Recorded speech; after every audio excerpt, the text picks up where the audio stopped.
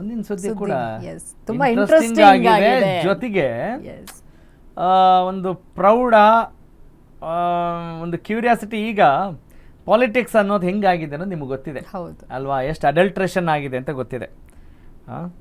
ಹಿಂಗಿರುವಾಗ ಈ ಸುದ್ದಿ ನೀವು ತುಂಬ ಬಹಳ ಗಮನ ಇಟ್ಟು ನೋಡಲೇಬೇಕು, ಸುಮ್ಮನೆ ಏನೋ ಹೇಳ್ತಾ ಇಲ್ಲ. It has the intensity, it has the gravity, ಆ ಒಂದು ಗಾಂಭೀರ್ಯತೆ ಇದೆ. ಹಾಗಾಗಿ ಈ ಸುದ್ದಿಯನ್ನು ನೀವು ನೋಡಲೇಬೇಕು, ಗಮನಿಸಲೇಬೇಕು, ಚಿಂತನೆ ಮಾಡಲೇಬೇಕು. ಹಾಗಾದ್ರೆ what is that story on news boss? ಕರ್ನಾಟಕದ ಖ್ಯಾತ ನಟ ರಾಜಕೀಯಕ್ಕೆ ಬರ್ತಾರಾ? ದಳಪತಿ ವಿಜಯ್ ಬಳಿಕ ಮತ್ತೊಬ್ಬ ಸ್ಟಾರ್ ಪಾಲಿಟಿಕ್ಸ್ಗೆ ಇಳಿತಾರಾ? ಎಸ್, ಬಹಳ ಇಂಟ್ರೆಸ್ಟಿಂಗ್ ಆಗಿದೆ, ಕ್ಯೂರಿಯಾಸಿಟಿ ಇದೆ.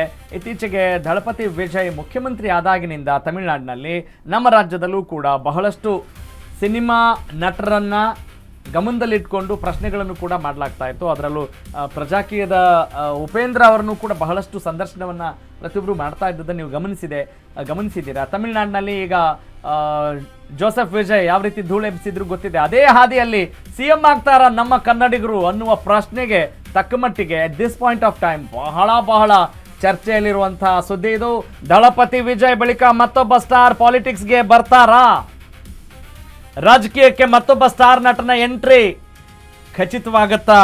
ವಾವ್! ಅಂದ್ರೆ ಯಾಕೆ ಅಂತ ಹೇಳಿದ್ರೆ ನಮಗೆ ಯಾರು ಅಂತ ಗೊತ್ತಾಗ್ತಿದೆ ಮುಂಚೆ ಅಲ್ವಾ.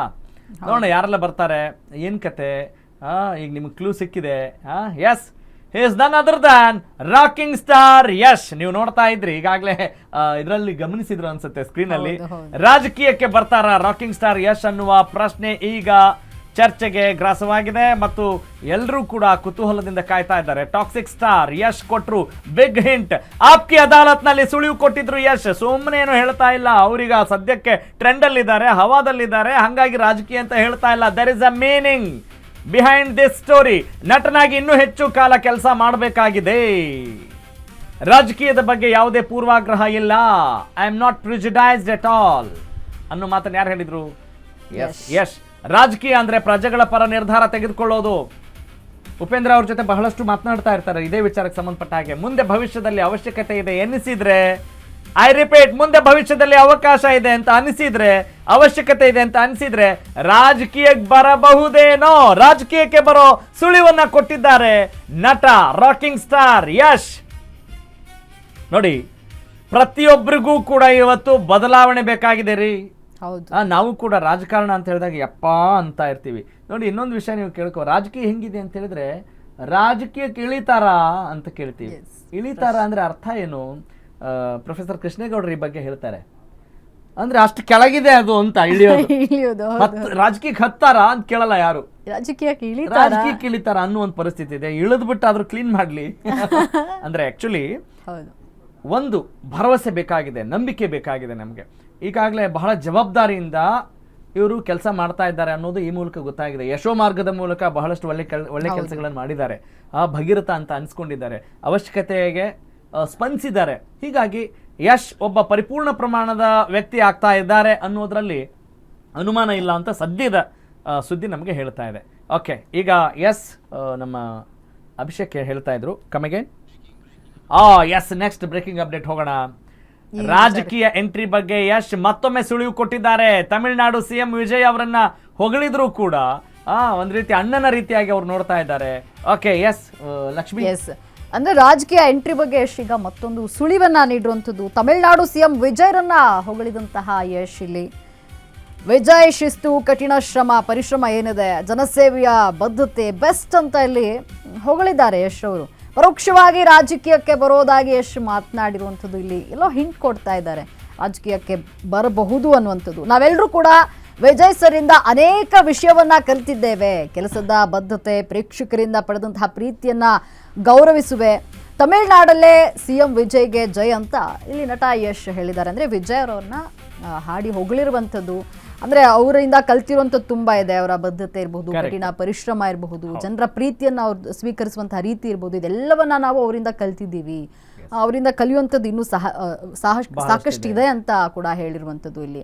ಅಂದರೆ ಎಲ್ಲೋ ಒಂದು ಕಡೆ ರಾಜಕೀಯಕ್ಕೆ ಎಂಟ್ರಿ ಕೊಡ್ತಾರಾ ಮುಂದಿನ ದಿನಗಳಲ್ಲಿ ಅನ್ನುವಂಥ ಪ್ರಶ್ನೆ ಇದೆ. ಇದು ಈ ಪ್ರಶ್ನೆ ಮುಂಚೆಯಿಂದನೂ ಇತ್ತು, ಆದ್ರೆ ಅವ್ರು ರೆಡಿ ಆಗಿರ್ಲಿಲ್ಲ ಅಂತ ಅನ್ಸುತ್ತೆ ಆ ಪ್ರಶ್ನೆಗೆ ಉತ್ತರ ಕೊಡೋಕೆ. ಆದ್ರೆ ಈಗ ಅವರು ಹಿಂಟ್ ಕೂಡ ಕೊಡ್ತಾ ಇರೋದು ಬಹಳ ಇಂಟ್ರೆಸ್ಟಿಂಗ್ ಅನ್ಸುತ್ತೆ. ನಾವು ಇದ್ರ ಬಗ್ಗೆ ಡಿಸ್ಕಸ್ ಮಾಡೋಣ. ಈಗ ನಾವು ನಮ್ಮ ಕಲೀಗ್ ಗಂಗಾ ಬಳಿ ತೆರಳೋಣ. ಗಂಗಾ ಈಗ ಟಾಕ್ಸಿಕ್ ಟ್ರೆಂಡಲ್ಲಿದ್ದಾರೆ, ಅಲ್ಲಿ ಅಭಿಮಾನಿಗಳ ಜೊತೆ ಇದ್ದಾರೆ ಅಂತ ಅಂದ್ಕೊಳ್ತೀನಿ. Yes Ganga, very good morning, beautiful morning. Very good morning Raghav sir. Yes Ganga, ಇವತ್ತು ಬೆಳಗ್ಗೆಯಿಂದನೇ ನೀವು ಲೈವ್ ಕವರೇಜಿಗೆ ಹೋಗಿದ್ದೀರಾ. ಹೆಂಗಿದೆ ಟ್ರೆಂಡು, ಹೆಂಗಿದೆ ಜೋಶು? ಎಕ್ಸ್ಪೆಕ್ಟೆಡ್ಗಿಂತ ಜಾಸ್ತಿ ಅಲ್ಲಿ ವಾತಾವರಣ ದೊಡ್ಡ ಮಟ್ಟದ ಹವಾ ಕ್ರಿಯೇಟ್ ಮಾಡ್ತಾ ಇದೆಯಾ? ನಿಮ್ಗೆ ಹೆಂಗೆ ಅನಿಸ್ತಾ ಇದೆ ಇವತ್ತು ಅಲ್ಲಿ ಈ ವಾತಾವರಣವನ್ನು ನೋಡಿ?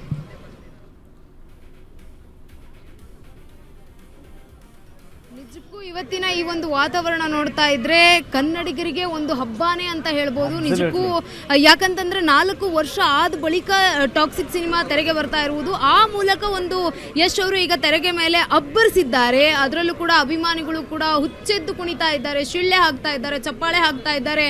ಒಂದಷ್ಟು ಜನ ಹೇಳ್ತಾ ಇದ್ರು ಹೆಣ್ಮಕ್ಳು ನೋಡೋದಕ್ಕಾಗೋದಿಲ್ಲ ಸಿನಿಮಾ ಹಾಗಿದೆ ಅಂತ ಹೇಳ್ಬಿಟ್ಟು. ನೋ, ಆ ರೀತಿ ಎಲ್ಲ ಯಾವ್ದು ಇಲ್ವೇ ಇಲ್ಲ, ಸಾಧ್ಯನೇ ಇಲ್ಲ. ಅಷ್ಟರ ಮಟ್ಟಿಗೆ ಸಖತ್ತಾಗಿ ತೋರಿಸಿರುವಂತದ್ದು ಗೀತು ಮೋಹನ್ ದಾಸ್ ಅವರು ನಿರ್ದೇಶನದಲ್ಲಿ ಮೂಡಿ ಬಂದಿರುವಂತಹ ಈ ಒಂದು ಟಾಕ್ಸಿಕ್ ಸಿನಿಮಾ ಅದ್ಭುತವಾಗಿದೆ.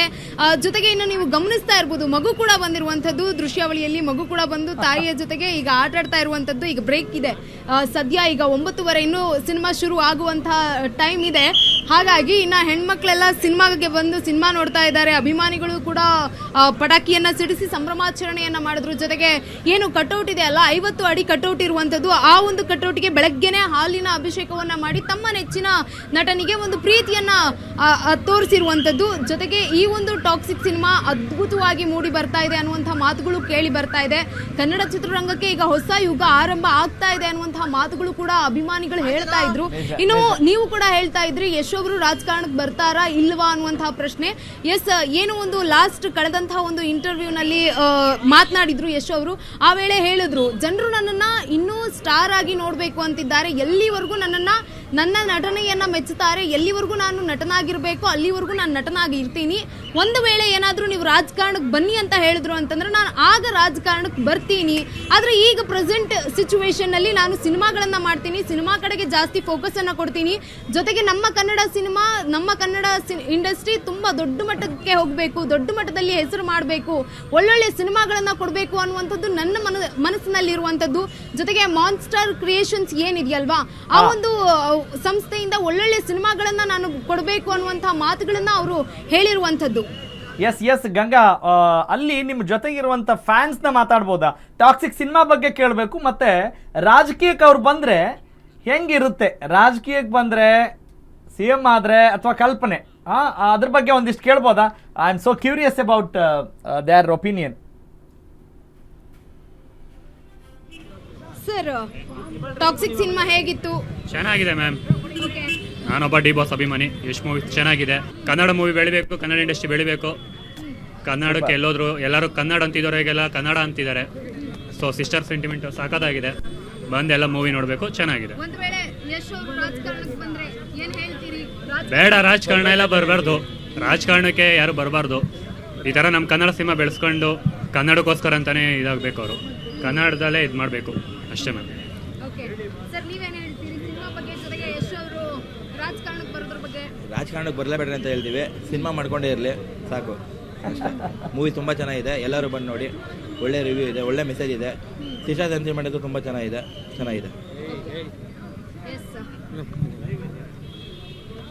ಸರ್ ಹೇಳಿ. ಮೂವಿ ತುಂಬ ಚೆನ್ನಾಗಿತ್ತು. ಮೇಕಿಂಗ್ ಮಾತ್ರ ತುಂಬ ಹಾಲಿವುಡ್ ಲೆವೆಲಲ್ಲಿ ಮೂವಿ ಮೇಕಿಂಗ್ ಮಾಡವ್ರೆ.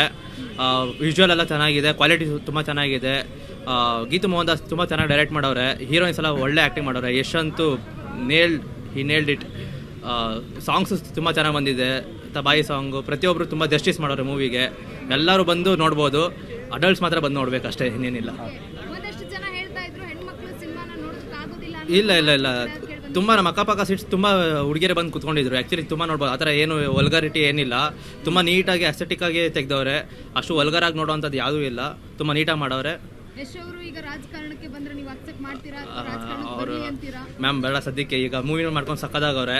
ಅವರೇ ಇರಲಿ, ರಾಜಕೀಯ ಇರೋರು ಅವರೇ ಅಲ್ಲೇ ಇರಲಿ, ಇವ್ರ ಮೂವಿಯಲ್ಲೇ ಇರಲಿ. ಇನ್ನೂ ಸಕ್ಕದಾಗಿರೋ ಮೂವೀಸ್ ಮಾಡಲಿ, ಅದೇ ವಿಶ್ ಮಾಡ್ತೀವಿ ಮ್ಯಾಮ್. ಸರ್ ಯಶ್ ಅವರು? ಮ್ಯಾಮ್ ಅವರು ಇದಕ್ಕೆ ಸೂಪರ್ ಆಗವ್ರೆ, ಇದಕ್ಕೆ ಸಕಲ ಸೆಟ್ ಆಗ್ತಾರೆ. ಇದು ನೋಡಿ, ಲುಕ್ ನೋಡಿ, ಪ್ರತಿಯೊಂದು ನೋಡಿ. ಇದಕ್ಕೆ ಮಾತ್ರ KGF ಹಳೆ ಮೂವಿ ಥರನೇ ಇಲ್ಲ. ಟಾಕ್ಸಿಕ್ ಏನು ಬೇಕೋ ಹಂಗೆ ಅದೇ ಲುಕ್ಕಲ್ಲಿ ಅವರೇ, ಅದೇ ಥರ ಆ್ಯಕ್ಟಿಂಗ್ ಮಾಡೋರೆ. ಆ ಕ್ಯಾರೆಕ್ಟ್ರಿಗೆ ಹೆಂಗೆ ಬೇಕೋ ಹಂಗೆ ಅವರೇ. ಒಂದು 2-3 ಕ್ಯಾರೆಕ್ಟ್ರ್ ಬರುತ್ತೆ ಅವ್ರದ್ದು. ಅದು ಪ್ರತಿಯೊಂದು ಕ್ಯಾರೆಕ್ಟ್ರೂ ಡಿಫ್ರೆಂಟಾಗಿ ಕಾಣಿಸವ್ರೆ.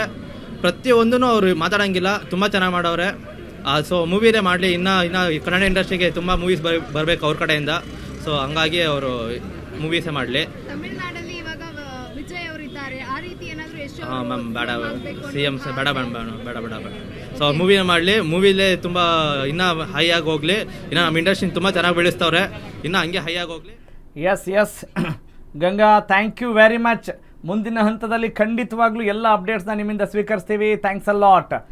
ಎಸ್, ಇವತ್ತು ಯಶ್ ಬಗ್ಗೆ ನಾವು ಏನೋ ಕೇಳ್ತಾ ಎಸ್ ಇದ್ದೀವಿ. ಹೌದು, ಅಂದ್ರೆ ಯಶ್ ನೋಡಿ ರಾಜಕೀಯಕ್ಕೆ ಬರಬೇಕೋ ಬೇಡವೋ ಅನ್ನೋದು ಪ್ರಶ್ನೆ ಆಗಿರುವಂಥದ್ದು. ಜನ ಕೂಡ ಬೇಡ ಅಂತ ಹೇಳ್ತಿದ್ದಾರೆ. ಅದ್ರ ಬಗ್ಗೆ ನಿಮ್ಮ ಅಭಿಪ್ರಾಯ ಏನು? ಇಲ್ಲ, ನೀವೇನು ಅಂದ್ರೆ ಹೇಳ್ತೀರಿ? ಈಗ ಈ ಪ್ರಶ್ನೆ ಯಾಕೆ ಉದ್ಭವಿಸಿದೆ ಅಂತ ಹೇಳ್ಬಿಡೋಣ.